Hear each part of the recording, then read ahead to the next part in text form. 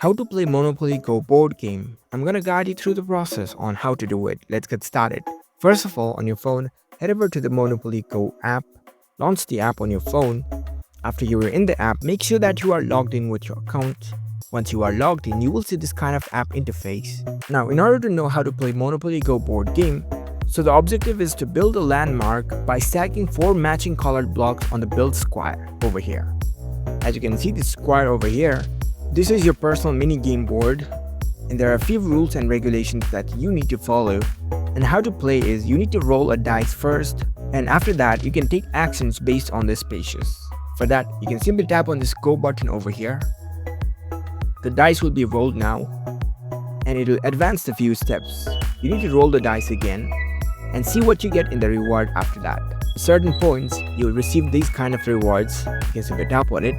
After moving, it performs the action corresponding to the space they landed on. So whatever you land on, you'll receive that reward.